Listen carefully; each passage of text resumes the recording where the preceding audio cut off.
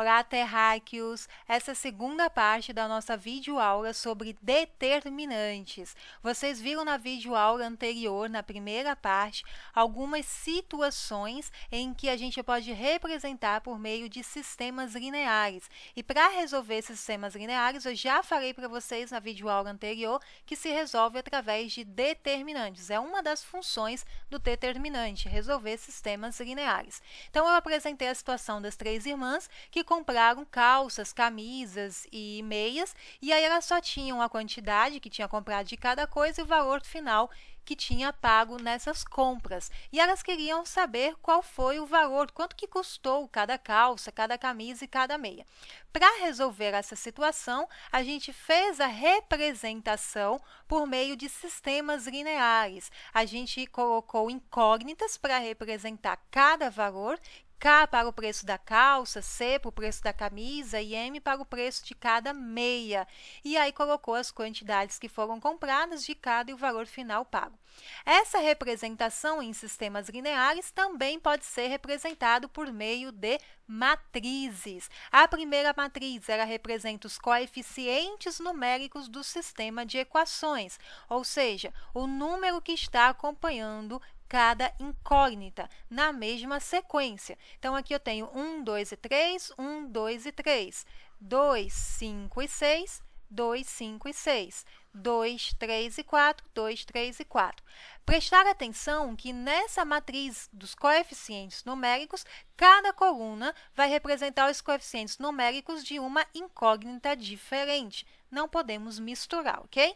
A segunda matriz são das incógnitas, na mesma ordem que aparecem nas colunas, e a terceira e última matriz são dos valores, os resultados finais que deu em cada uma das compras. E ao multiplicar essas duas matrizes, igualando ao resultado, gera o sistema de equações lineares anteriormente representado. Para resolver esse sistema, encontrar o preço do K, do C e do M, a gente precisa usar determinantes nessas matrizes. Mas antes da gente entender como que vai funcionar, como que a gente vai resolver o sistema através de determinantes, eu achei interessante trazer algumas propriedades dos determinantes, para que vocês não precisem sempre fazer os cálculos, usar as regras, a regra de Cramer, a regra de Sarri, vista na videoaula anterior. A primeira propriedade diz que, se existe uma linha ou coluna totalmente nula, ou seja, com todos os elementos iguais a zero, o determinante também vai ser igual a zero. Você não vai precisar aplicar a regra de Sarri, por exemplo, para encontrar o determinante desta matriz. Basta você identificar que existe uma linha totalmente nula, em que todos os elementos são iguais a zero, e aí você já pode dizer, confirmar com toda certeza absoluta que o determinante é igual a zero. Se você quiser fazer os cálculos, você vai confirmar e vai chegar no determinante igual a zero. Essa outra matriz, eu tenho uma coluna totalmente igual a zero. Todos os elementos da segunda coluna são iguais a zero. E isso vai me dar, com certeza absoluta, o determinante dessa matriz também igual a zero.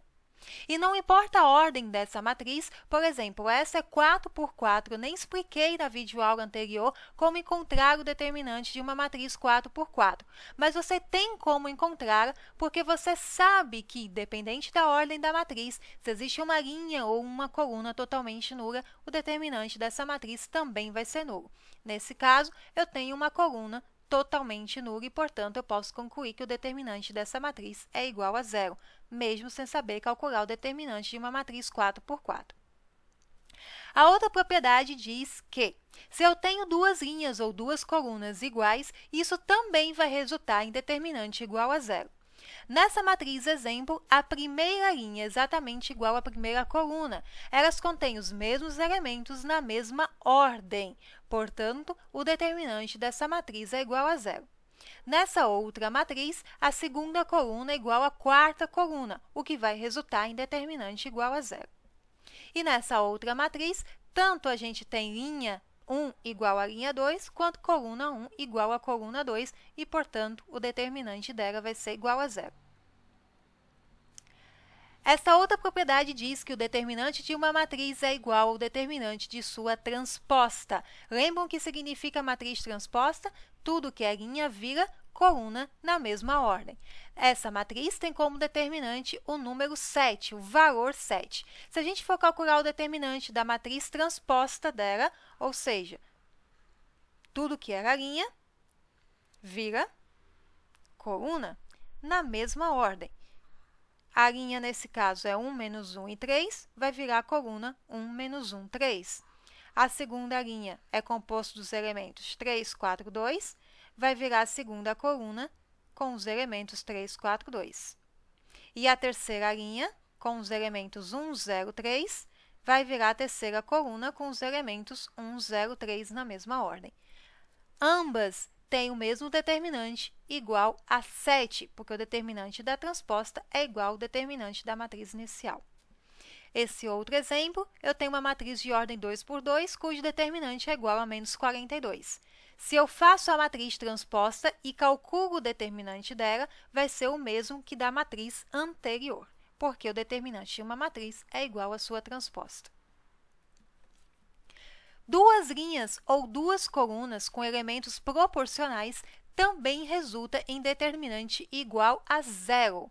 Professora, como assim elementos proporcionais? Elementos proporcionais é quando o elemento ele é o dobro do outro, ou triplo, ou quatuplo, ou quintuplo do outro. Isso quer dizer proporcional.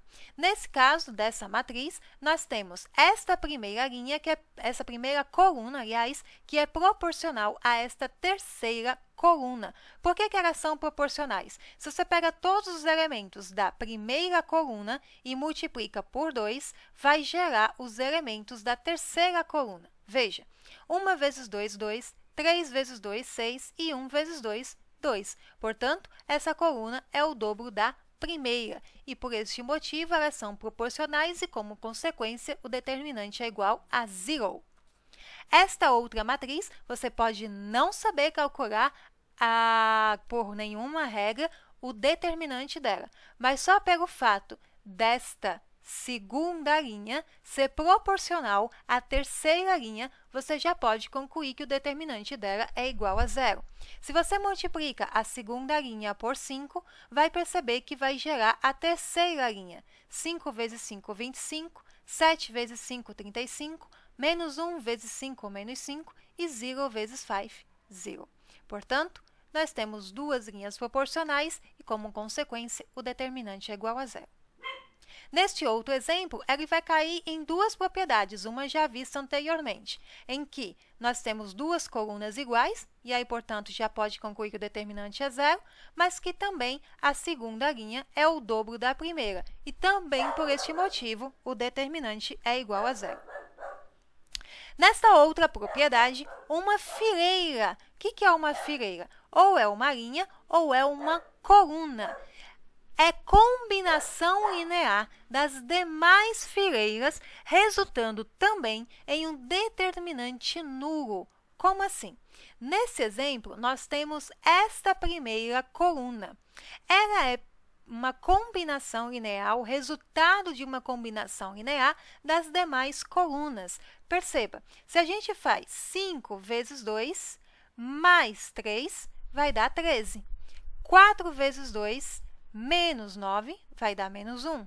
5 vezes 2 mais 3 vai dar 13.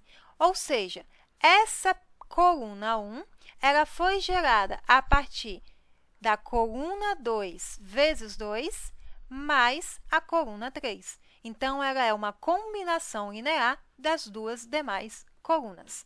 Isso vai me dar como determinante igual a 0. Nessa outra matriz, nós temos esta terceira coluna como combinação linear das demais, das outras 3. Se a gente pegar a coluna 1 e multiplicar por 2, mais a coluna 2 e multiplicar por 7, somar com a coluna 3, ou melhor, com a coluna 4, isso vai gerar a coluna 3. Ora, 2 vezes 1, 2, mais 3 vezes 7, 21. 21 mais 2, 23, mais 7, 30. 2 vezes 2, 4, mais 3 vezes 9, 3 vezes 9, 27, mais 4, 31. 31 mais 9, 40, e assim sucessivamente. A coluna 3, portanto, é combinação linear das outras 3 colunas dessa matriz, e, portanto, nós temos como determinante igual a zero, beleza? Nessa outra propriedade, diz que em matrizes triangulares, lembram o que são matrizes triangulares? As quais os elementos acima e abaixo, ou acima e abaixo da diagonal principal, são nulos. O determinante é o produto da diagonal principal. Oi, como assim? Calma, vamos que nem Jack Stripador, por partes. Os elementos têm que estar acima, abaixo ou abaixo da diagonal principal, são todos nulos. Se eles são nulos, o determinante é o produto da diagonal principal. Veja, essa é uma matriz triangular, por quê? Porque nós temos aqui a diagonal principal, certo? E acima da diagonal principal, todos os elementos são nulos, todos os elementos são iguais a zero. Nós teríamos uma matriz triangular também se todos os elementos abaixo da diagonal principal também forem zero, ou se somente os elementos da diagonal abaixo da diagonal principal também forem igual a zero, ok? Então, ela é matriz triangular se acima ou acima e abaixo da diagonal principal todos os elementos forem iguais a zero. Isso é o que caracteriza uma matriz triangular. E aí, se ela for uma matriz triangular, o determinante vai ser o produto da diagonal principal. Ou seja, nesse caso, nesse exemplo, 1 vezes 6 vezes 5 vezes menos 8, que dá menos 240. Esse é o resultado desse determinante, o determinante dessa matriz, melhor dizendo. Esse outro exemplo, diagonal principal, abaixo dela, todos os elementos são iguais a zero. Portanto, temos uma matriz triangular, cujo determinante vai ser o produto de 2 vezes menos 1 vezes menos 5 vezes 3, que vai dar 30. 30 é o resultado determinante dessa matriz triangular. Nesse outro exemplo, nós temos a diagonal principal e acima e abaixo dela, todos os elementos são iguais a zero. Neste caso também, o determinante vai ser o resultado do produto de todos os elementos da diagonal principal. 2 vezes menos 1 vezes menos 5 vezes 3, que também dá 30. Bom, para esse vídeo não ficar muito longo, vocês vão ver um próximo vídeo só sobre sistemas lineares resolvidos através de determinantes. Aí sim vai ficar claro a importância dos determinantes na solução de sistemas lineares. Qualquer dúvida, questão, reclamação ou sugestão dessa aula, comenta aí nos comentários.